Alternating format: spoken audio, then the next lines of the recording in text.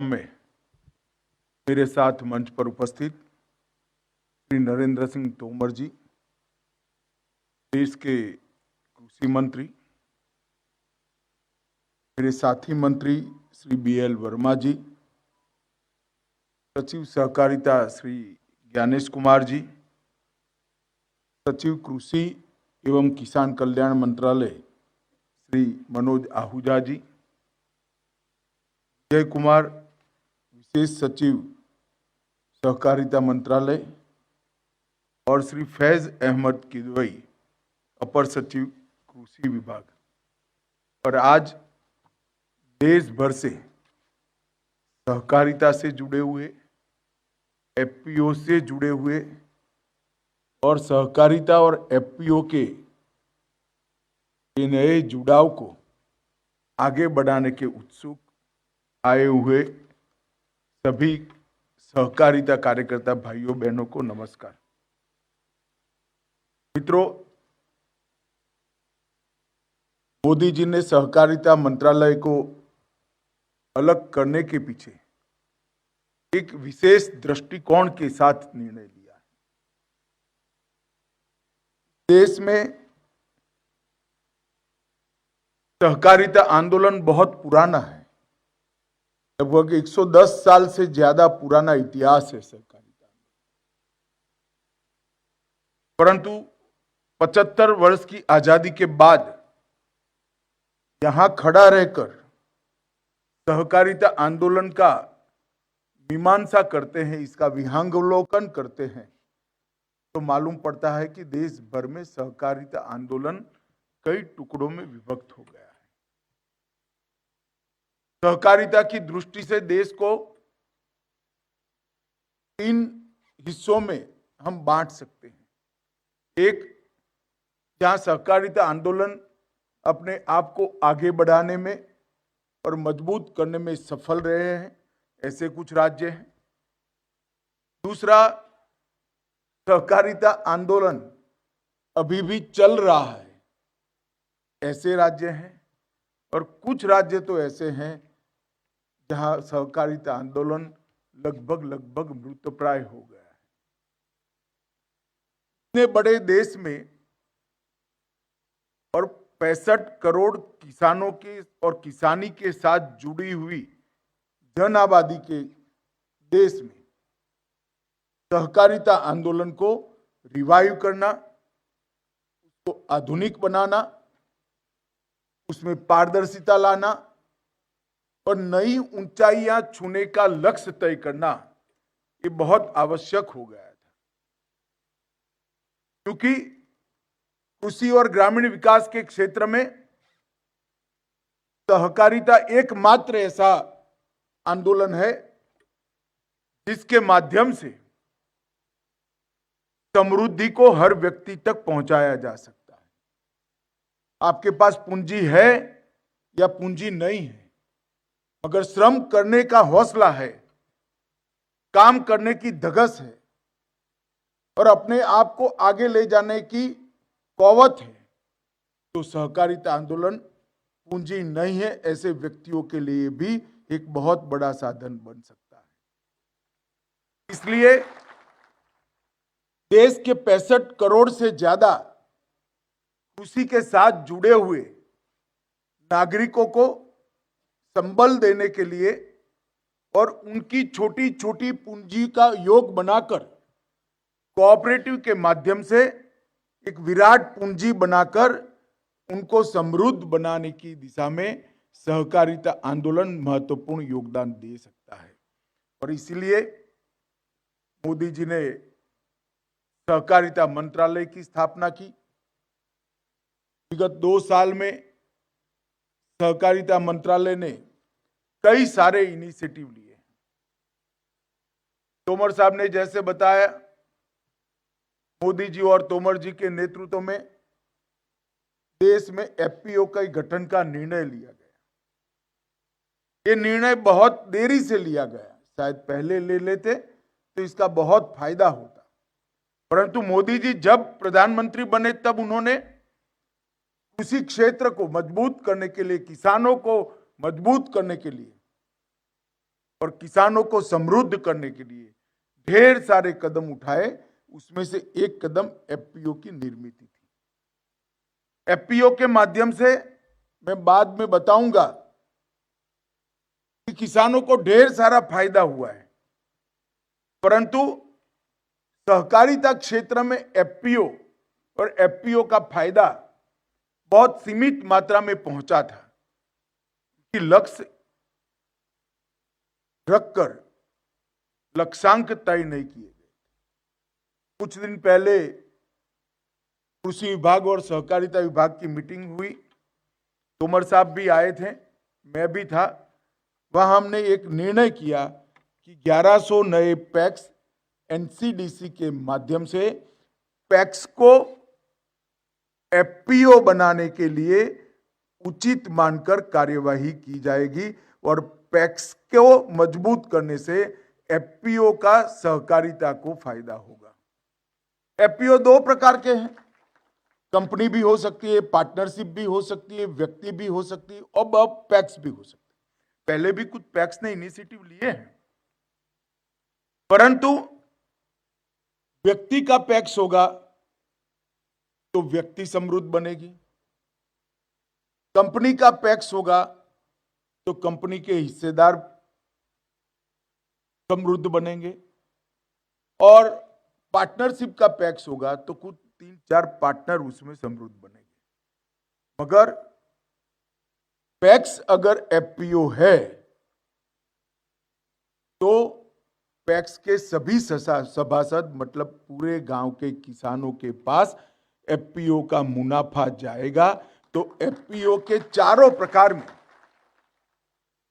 व्यक्ति का FPO, company का एफपीओ, पार्टनर का एफपीओ, पार्टनरशिप का एफपीओ और पैक्स का एफपीओ, इसमें किसान को समृद्ध बनाने की सबसे ज्यादा क्षमता अगर है तो पैक्स के माध्यम से बने हुए एफपीओ में, क्योंकि इसका मुनाफा सीधा गांव के छोटे से छोटे किसान के बैंक अकाउंट में जमा हो जाता है।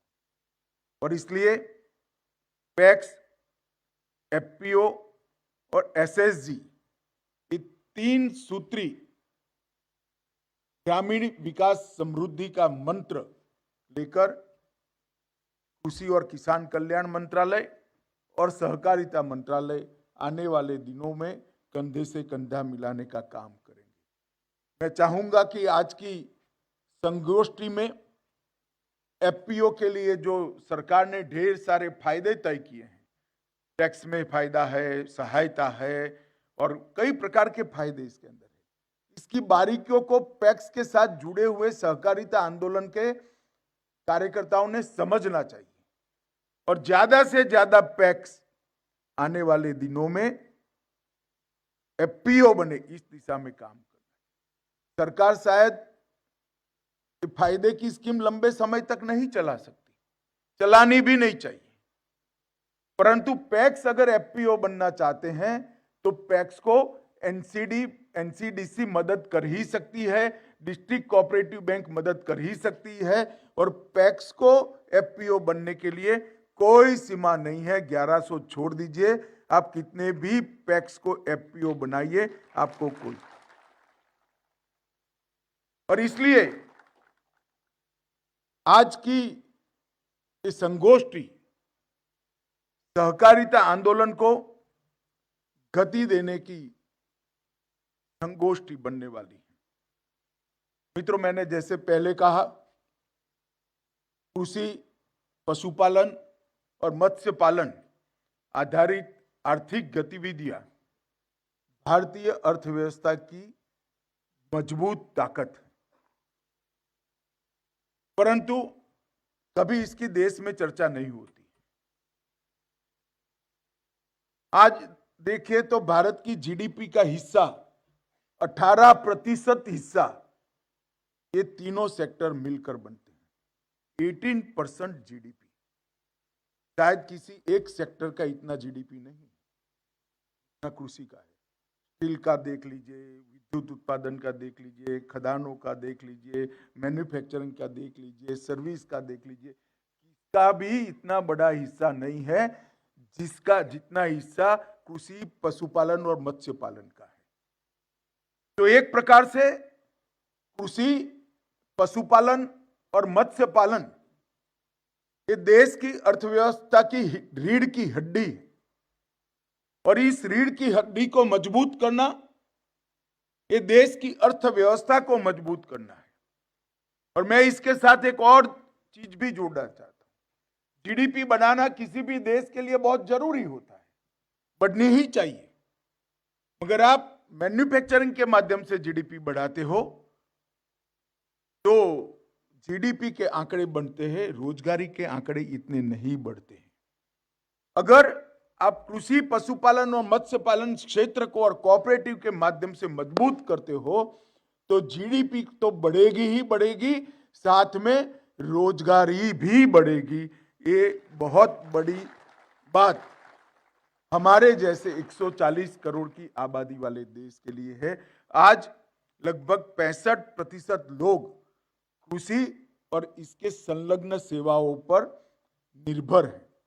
लगभग 55% कार्यबल कृषि और संबद्ध क्षेत्रों में लगा है, और परोक्ष रूप से देखें तो 65% लोग और 55% कार्यबल के आधार पर जो बाकी सारी सेवाएं गांव में होती है वो भी एक प्रकार से कृषि पर ही निर्भर है। आज देश में 86% किसान छोटे और सीमांत किसान हैं जिनके पास 1 हेक्टेयर से कम जोत है। 1 हेक्टेयर से कम जोत इतनी बड़ी संख्या में हो ऐसा विश्व में कोई देश नहीं है। केवल और केवल हमारा देश भारत देश है जिन्होंने छोटे किसानों को मजदूर नहीं बनने दिया, उसको अपनी भूमि का मालिक बनाकर रखा है। परंतु कृषि को आधुनिक करना पड़ेगा, उसको अपनी कृषि उपज के अच्छे भाव मिलने पड़ेंगे, उसकी कृषि को फायदेमंद बनाना पड़ेगा, और ये सब करना है तो हमें परंपरागत तरीकों से बाहर निकलकर आज के समय अनुकूल तरीकों को अपनाना होगा। और ये पैक्स एफपीओ ये इसी का एक नई शुरुआत है। पैक्स एफपीओ के माध्यम से ये होगा कि आज सबसे ज्यादा इनपुट हम कृषि और पशुपालन, मत्स्य पालन पर लगा रहे हैं, मगर ना इसका चर्चा है, ना इस व्यवसाय के साथ जुड़े हुए लोग समृद्ध हैं। जो 65% लोग देश की जीडीपी में 17.5% का योगदान करते हैं, वो अपना जीवन यापन ढंग से नहीं कर सकते। हमारी जिम्मेदारी है, सरकारों की जिम्मेदारी है, कोऑपरेटिव सेक्टर की इन टोटो जिम्मेदारी है कि कृषि के साथ जुड़े हुए सभी लोगों का जीवन इतना ही सुंदर हो जितना सर्विस के साथ जुड़े हुए लोगों का। और अगर ये करना है तो एफपीओ को हमें स्वीकारना पड़ेगा। एफपीओ की कल्पना 2003 में अटल जी के समय योगेंद्र अलग कमेटी ने की थी और इसका सुझाव सरकार को दिया था, मगर सुझाव ऐसे ही ठंडे बस्ते में पड़ा रहा। जब नरेंद्र भाई प्रधानमंत्री बने तब एफपीओ के सुझाव को ठंडे बस्ते से बाहर निकाला। किसानों पर निर्भर बिजनेस, सेवाएं, प्रोसेसिंग, बिक्री और किसानी का आधुनिकीकरण, खेती का आधुनिकीकरण, ये सब करने के लिए एफपीओ के विचार को मूर्त स्वरूप देना पड़ा। और ये इनिशिएटिव का आज परिणाम देखिए, 5 ही साल में 11,770 एफपीओ आज देश में काम कर रहे हैं, और इसके माध्यम से लाखों किसान अपनी इनकम बढ़ाने में सफल हुए हैं। 19-20 के बजट में 10,000 एफपीओ स्थापित करने की घोषणा की गई। 27 तक 10,000 एफपीओ स्थापना करने का लक्ष्य है। मुझे लगता है कि इससे पहले ही ये लक्ष्य समाप्त हो जाएगा, और सरकार ने लगभग 6,900 करोड़ रुपया इसके पीछे लगाने का निर्णय लिया है। इनपुट से लेकर आउटपुट तक, मैन्युफैक्चरिंग से लेकर प्रोसेसिंग और ग्रेडिंग तक, पैकेजिंग से लेकर मार्केटिंग तक और भंडारण तक की पूरी व्यवस्था, एक समग्र उसी उत्पादन से मार्केटिंग तक की व्यवस्था एफपीओ के तहत हो जाए, इस प्रकार का एक कंसेप्ट लेकर मोदी जी आए हैं। इनपुट की खरीदी, बाजार की जानकारी, टेक्नोलॉजी और इनोवेशन का प्रचार, उपज के लिए इनपुट का एकत्रीकरण, भंडारण की सुविधाएं, सुखाने, सफाई और ग्रेडिंग की व्यवस्थाएं, ब्रांड बिल्डिंग और इसके साथ साथ पैकेजिंग, लेवलिंग और मानकीकरण की प्रक्रियाएं, गुणवत्ता पर नियंत्रण, संस्थागत खरीदारों के साथ, कॉरपोरेट घरानों के साथ जुड़कर किसान को ज्यादा दाम दिलाने की एक अच्छी व्यवस्था और किसानों को जरूरत पड़े तो सारी सरकारी योजनाओं की इंफॉर्मेशन देकर योजनाओं के वाहक बनने का काम भी एफपीओ।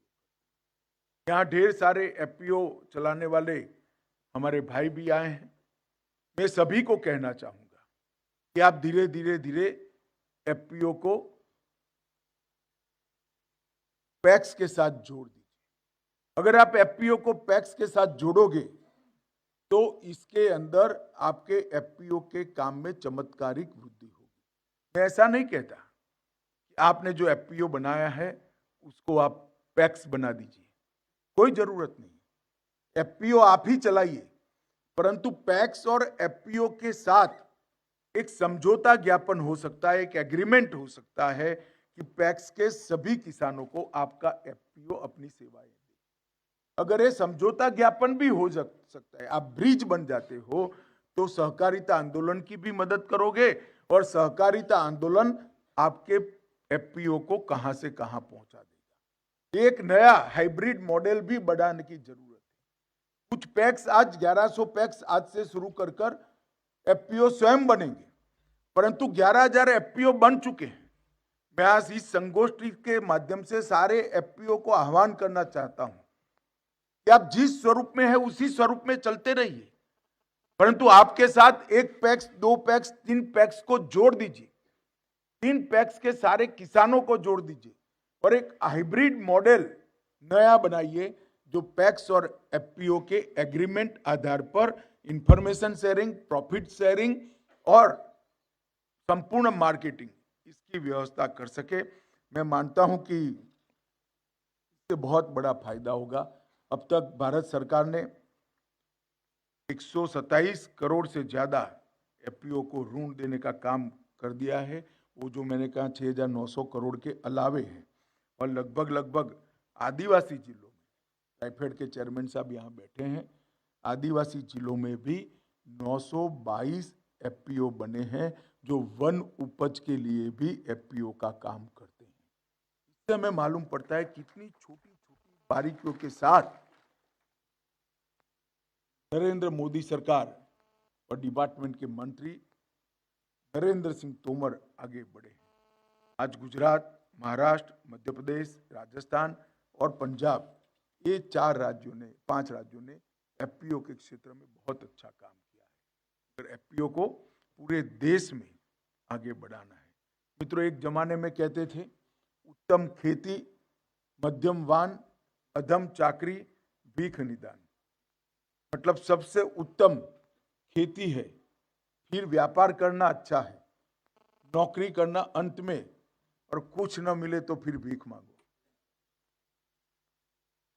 हमने ये चीज को फिर से एक बार युवाओं में प्रस्तापित करना है कि कृषि फायदे का व्यापार है, कृषि फायदे का धंधा है, कृषि को आधुनिक तरीके से करने की जरूरत है, मार्केटिंग की व्यवस्था करने की जरूरत है। ये आत्मविश्वास अगर देश के 12 करोड़ किसानों में भर देते हैं तो कृषि उपज तो बढ़ेगी ही, जीडीपी में हमारा योगदान भी बढ़ेगा, परंतु साथ में साथ ये 12 करोड़ किसान जो हमेशा सहायता की आस लगाए बैठता है, वो किसान अपने पैर पर भी खड़ा होगा, आत्मनिर्भर भी बनेगा और देश को भी आत्मनिर्भर बनाएगा। और मोदी जी ने इसके लिए ढेर सारे काम करे हैं। हर खेत में पानी पहुंचाने के लिए इरिगेशन के रकबे को बहुत बढ़ाया है। बिजली कनेक्शन, सॉइल हेल्थ कार्ड, विज्ञान और तंत्र की सहायता, लैंड के लैब के अंदर जो एक्सपेरिमेंट होते थे लेबोरेटरीज में, इसको लैंड पर पहुंचाने में नरेंद्र मोदी सरकार ने ढेर सारी सफलता प्राप्त की है। और अब कोऑपरेटिव एफपीओ के माध्यम से हम किसान को व्यापारी और उद्योजक बनाने की दिशा में भी आगे बढ़ेंगे। मुझे मालूम है कुछ एफपीओ ऐसे जरूर होंगे जो प्रोसेसिंग भी करेंगे।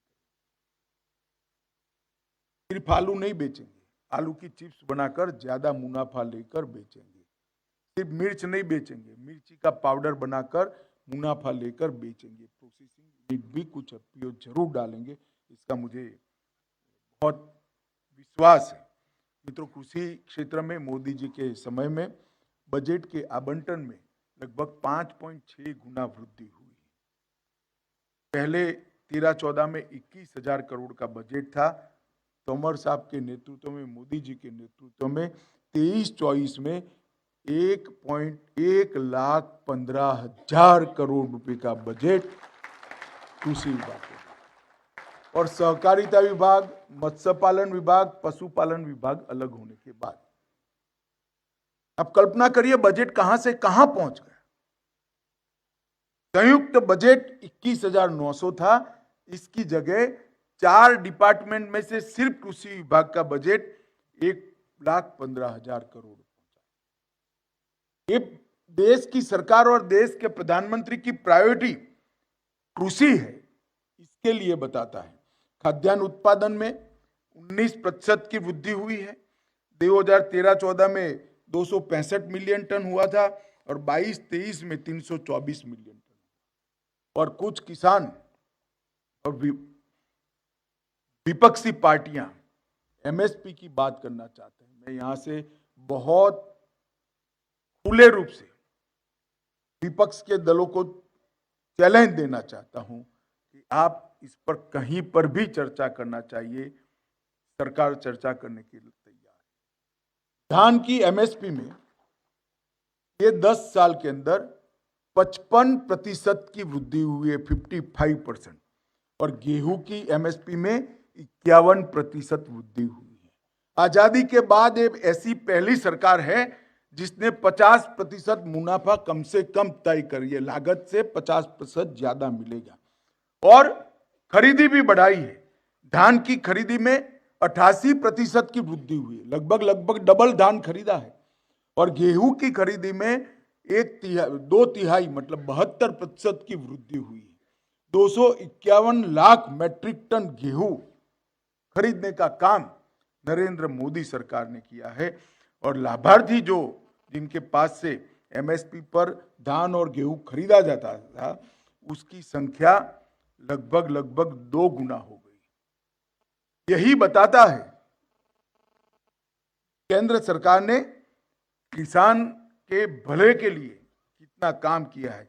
इसके साथ जैविक खेती को बढ़ावा दिया, कृषि सिंचाई में 72 लाख हेक्टेयर माइक्रो इरिगेशन किया, 60 लाख किसानों को कवर किया है, सूक्ष्म सिंचाई कोष बनाया गया, राष्ट्रीय खाद्य तेल मिशन बनाया गया, कृषि इंफ्रास्ट्रक्चर फंड 24,000 करोड़ का 17 बनाया गया, कृषि यांत्रिकरण का कोर्स बनाया गया, और ई नाम के माध्यम से लगभग 1260 मंडियों को जोड़ने का काम भी नरेंद्र मोदी सरकार ने किया। क्षेत्र में एक आमूलचूल परिवर्तन हुआ है। अब उसका फायदा किसान तक पहुंचे, इसके लिए कोऑपरेटिव मंत्रालय बनाया गया, और कोऑपरेटिव के मंत्र के हिसाब से जो पसीना बहाता है मुनाफा उसी के पास जाता है। और ये काम सहकारिता मंत्रालय ने करना है। आज ढेर सारे हमने इनिशिएटिव लिए हैं। आज एफपीओ को पैक्स के साथ जोड़ने का काम और पैक्स को ही एफपीओ बनाने का काम दोनों आज से शुरू हो रहा है। एफपीओ और पैक्स के एग्रीमेंट पर भी मैं चाहूंगा कि एनसीडीसी और सहकारिता मंत्रालय विशेष फोकस कर काम करें। जो एफपीओ बन गए हैं वो अपने तरीके से ही चलते रहे हैं, 3-4 पैक्स का क्लस्टर बनाकर इनके बीच में एक समझौता ज्ञापन कर लिया जाए तो एफपीओ का फायदा ऑटोमेटिकली मिलेगा। और 1100 पैक्स को आज एफपीओ बनाना है। ये पैक्स को 33 लाख रुपए की वित्तीय सहायता मिलेगी और 25 लाख रुपए की सहायता क्लस्टर बेस्ड बिजनेस ऑर्गेनाइजेशन को मिलती है, वो भी वो ले पाएंगे। टैक्स की भी उनको छूट मिलेगी और लगभग देश के 65,000 पैक्स इस दिशा में आगे बढ़ सकते हैं धीरे धीरे। और ये प्रोसेस मैं मानता हूं कि आने वाले दिनों में बहुत मजबूती से आगे बढ़ाना चाहिए। पैक्स जो बन सकते वो एफपीओ बने, जो नहीं बनते सरकारी योजना में जो लक्ष्यांक है इसके बियॉन्ड जाते हैं वो किसी पैक्स के साथ एग्रीमेंट करें। क्लस्टर बेस्ड बिजनेस का लाभ एफपीओ को मिलने के लिए भी एनसीडीसी ने आगे बढ़ना चाहिए। सहकारिता क्षेत्र में मोदी जी की सरकार ने ढेर सारे काम किए हैं। हमने पैक्स को एक मॉडल लॉज बनाए जो 26 राज्यों ने स्वीकार कर लिए हैं।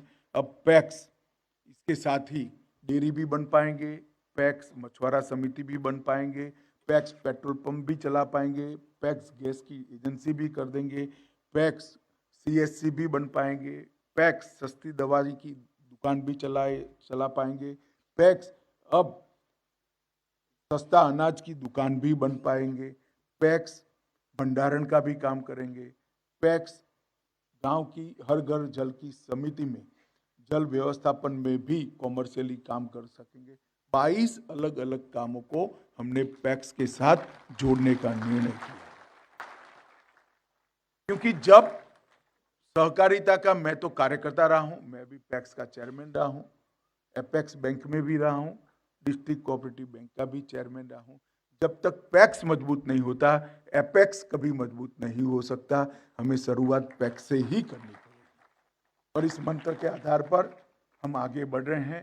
इसमें आज एक नई शुरुआत हुई है। मैं तोमर साहब का सहकारिता मंत्रालय की ओर से बहुत बहुत धन्यवाद करना चाहूँगा कि एक छोटी सी 45 मिनट की मीटिंग में इतना बड़ा फैसला उन्होंने ले लिया और एक ही महीने के अंदर आज इसका शुभ उद्घाटन हो रहा है। मुझे भरोसा है कि एफपीओ बने हुए पैक्स बहुत अच्छा करेंगे और जो एफपीओ बने हैं वो भी पैक्स के साथ जुड़कर एफपीओ के काम में भी सुधार करेंगे। दोनों तरह से एफपीओ और पैक्स और सेल्फ हेल्प ग्रुप तीनों एक दूसरे के पूरक बनेंगे तो आने वाले दिनों में ग्रामीण विकास का और कृषि विकास का एक नया युग होगा। आज मैं यहाँ पर जो लोग आए हैं इनको जरूर कहना चाहूँगा कि बेस्ट प्रैक्टिसेस को जानिए, दिक्कतें जो आती है उसको समझिए और आगे आपके कार्य का आयोजन करिए। मुझे भरोसा है कि आज ये संगोष्ठी एफपीओ के लिए भी बहुत लाभप्रद होगी और पैक्स के लिए भी लाभप्रद होगी। संगोष्ठी के लिए आप सभी को बहुत बहुत शुभकामनाएं। वंदे मातरम।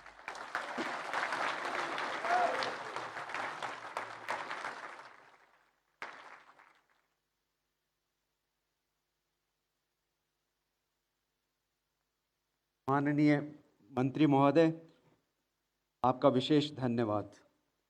आपके प्रेरणादायक व दूरगामी परिणाम वाले विचारों से हम सभी लाभान्वित हुए। हम आपके प्रति अति आभारी हैं कि आपने हमें अपना बहुमूल्य समय दिया